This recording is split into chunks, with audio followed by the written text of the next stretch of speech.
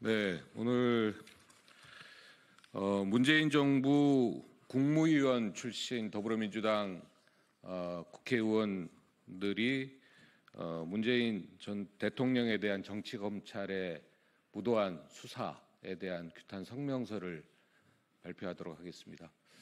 그럼 먼저 소개를 드리면 왼쪽부터 진선미 의원님 나오셨습니다. 이계호 의원님 나오셨습니다. 이인영 의원님 나오셨습니다. 한정희 의원님 나오셨습니다. 권칠승 의원님 나오셨습니다. 네, 그다음에 이제 박범계 의원님, 박범계 의원님 나오셨습니다.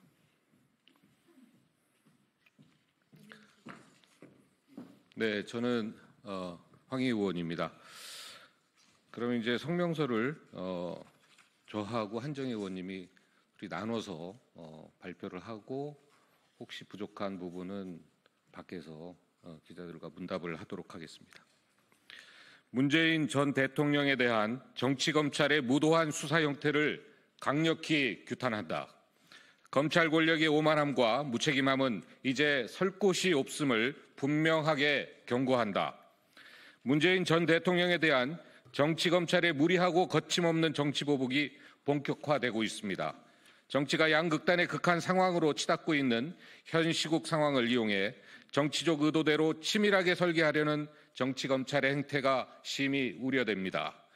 그간 윤석열 정권이 난관에 봉착할 때마다 전 정부를 탓하더니 동시다발적으로 터져나오는 실정을 더 이상 감출 수 없게 되자 국민의 시선을 돌리기 위해 무리한 수사, 망신주기 수사에 나선 것입니다. 김정숙 여사에 대한 외유성 인도 방문, 샤넬 재킷, 경호원을 통한 수영 강습 등 모든 의혹이 무혐의로 마무리되자 이혼한 전 사위의 월급을 뇌물로 둔갑시켜 문재인 전 대통령을 피의자로 소환하겠다는 정치검찰의 오만한 행태를 더는 좌시할 수 없음을 분명하게 경고합니다. 무능하고 저열한 정치검찰의 전 정권에 대한 무리한 수사, 국면전환용 정치수사를 즉각 중단할 것을 엄중하게 요구합니다. 정치검찰이 주장하는 사건의 실체와 객관적 사실에 대해서 말씀드리겠습니다. 첫 번째, 정치검찰의 전제부터 잘못된 수사입니다. 본 수사는 처음에 사위의 항공사 취업과 항공사 대표 이상직 전 의원의 공공기관 임명을 거래한 특혜 채용이라며 검찰이 제3자 뇌물로 최초 설계하였습니다.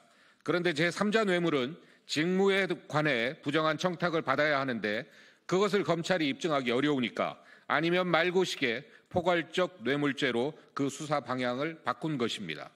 다시 말해 사위의 취업 관련 의혹에 대한 입증이 어려우니 사위의 월급이 뇌물로 변질된 것입니다.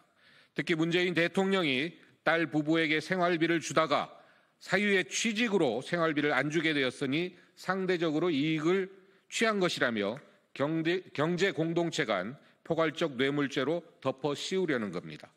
그러나 팩트부터 말씀드리겠습니다. 문재인 대통령은 딸 부부에게 생활비를 준 적이 없습니다. 딸 부부에게 준 것은 생활비가 아닌 문재인 대통령이 서울에 거주할 당시 사위 명의로 된 집에서 거주하며 지급했던 주변 시세에 상당한 임대료입니다. 만약 당시에 문재인 대통령께서 임대료를 제대로 주지 않았더라면 검찰은 마찬가지로 무상으로 사위 집에 거주했으니 이것 또한 경제공동체라고 주장했을 겁니다. 죄를 만들어야 하는 정치검찰의 입장에서는 둘 중 어떤 경우에라도 법적 잣대를 갖다 대야 되기 때문입니다. 사위 명의 집에 장인 장모가 거주할 때 임대료를 지급하는 것이 맞는 것 아닙니까? 법과 상식에 맞게 한 일이 어떻게 위법이 되고 또 죄가 되는 것입니까? 사위가 직장에서 일하고 받은 급여를 뇌물이라고 따지는 것은 또 무슨 논리입니까? 그럼 대통령 사위는 민간 회사에서 무료 봉사해야 하는 겁니까? 검찰이 주장하는 생활비가 아닌 정당한 임대료라면 검찰의 수사는 지금 당장 중단되어야 합니다. 검찰은 이 사실을 알면서도 계속 수사를 하는 이유가 무엇인지 분명하게 밝혀야 될 것입니다. 박근혜 정부 시절 민정수석을 지냈던 국민의힘 출신 곽상도 전 의원의 고발로 시작된 본 수사가 무려 4년 6개월의 시간이 지났습니다. 당시 고발을 한 곽상도의 아들은 회사에서 무려 50억 원을 받고도 부친과는 경제공동체도 아니고 제3자 뇌물도 아니란 이유로 무죄를 받았는데 사위가 취업해서 일하고 받은 급여를 장인인 문재인 대통령이 받은 뇌물이라는 것은 이게 과연 논리적으로 가능한 일입니까? 검찰이 문재인 전 대통령을 또다시 전면에 내세우려는 것은 윤석열, 김건희의 범죄 비리 행위에는 눈 감고 본인들의 무능과 실정을 감추려는 불순한 의도가 결합된 최후의 발악일 뿐입니다. 죄가 있다면 결론부터 정해놓고 나머지 그림을 짜맞춰 나가는 전형적인 정치검찰의 저열한 수사 행태입니다. 검찰의 김정숙 여사 샤넬 재킷 관련 수사 역시 전제부터 틀린 내용이었습니다. 짜맞추기식 무리한 수사를 진행하다 정치검찰의 민낯만 들통난 대표적인 사례입니다. 프랑스 샤넬 역사 전시관에 있는 샤넬 재킷을 김정숙 여사가 가지고 있다는 막무가내식 전제를 가정하고 짜맞추기 억지 수사를 1년 넘게 진행하다 포기한 사례를 검찰은 다시 상기해야 할 것입니다. 당시 한국과 프랑스 양국 문화교류의 상징인 샤넬 재킷을 수사 대상 아이템으로 선택한 대한민국 검찰의 무지하고 억지스러운 수사는 이미 국제사회에서도 웃음거리가 되었습니다. 이미 검찰은 문재인 전 대통령의 전 사위 관련하여 제3자 뇌물죄를 적용하였다가 법리에 안 맞으니 포괄적 뇌물죄로 바꾸면서 정치 수사임을 스스로 인정한 것입니다. 또한 검찰은 본건에 대해서만 수십여 차례의 압수수색과 150여 명의 참고인 소환조사, 30여 차례의 계좌조회 등 전방위적 탄압에도 맞춰놓은 가짜 결론이 드러나지 않자 조급증이 난 것입니다. 둘째, 현 정부의 치부를 감추기 위한 물타기 전략입니다. 위헌적 불법적 내란 계엄으로 국가적 혼란이 가속화되는 이 시기에 전직 대통령에 대한 무리한 수사의 목적은 현 정부의 더럽고 탐욕스러운 범죄 행위를 숨기기 위한 것입니다. 대통령의 불법 계엄과 탄핵 정국으로 대한민국의 민주주의가 부정되고 대한민국의 국격과 경제는 바닥까지 내려왔습니다. 국민이 두 쪽으로 나뉘어 양극단으로 치닫는 최악의 극한 상황에서 전직 대통령과 야당 대표에 대해서 끊임없이 부정적인 이미지를 만들고 나쁜 인식을 심어주려는 정치검찰의 의도는 현 정부의 치부를 감추기 위한 물타기 전략이 최종 목표일 것입니다. 내란 우두머리 혐의에 윤석열에 대한 헌법재판소의 선고를 앞두고 있습니다. 심우정 검찰총장의 딸이 외교부에 특혜 채용되었다는 의혹이 제기되고 있습니다. 김건희 도이치모터스 주가 조작, 명품백 수수, 양평 고속도로 설계 변경 특혜, 명태균 등 윤석열 일가의 역대급 범죄 혐의 게이트가 임박했습니다. 현 정부와 검찰의 치부가 더 드러나기 전 추악한 치부를 완벽하게 감추기 위한 물타기 전략이 필요한 것이죠. 검찰은 이미 결론을 알고 있다고 봅니다. 다만 수사 과정에서 의혹을 만들고 사안을 부풀려 전 정부와 야당에 망신을 주고 모욕을 주는 것이 정치검찰의 최종 목표일 것이라고 판단합니다.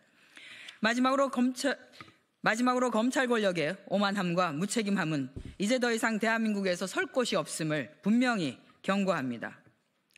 우리 사회는 모든 구성원이 지위고하를 막론하고 잘못을 하면 그에 응당한 벌을 받아왔습니다. 공무원이 실수만 해도 징계와 불이익을 받습니다. 기업의 산업재해 잘못은 중대재해처벌법이라는 처벌 조항도 있습니다.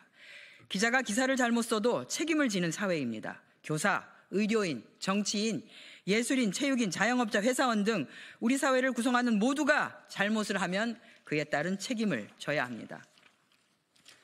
그런데 남의 죄를 묻고 따지는 대한민국 검찰은 잘못을 하고 실수를 해도 처벌에는 온정적인 사각지대에 숨을 수 있고 그 카르텔은 점점 무소불위한 권력이 되어가고 있습니다.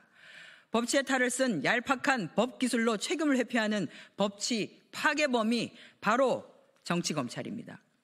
이제 검찰도 무능과 실수를 넘어서 최소한 의도성을 가지고 기획하는 정치검찰의 무책임한 행태만은 반드시 바로잡아야 합니다.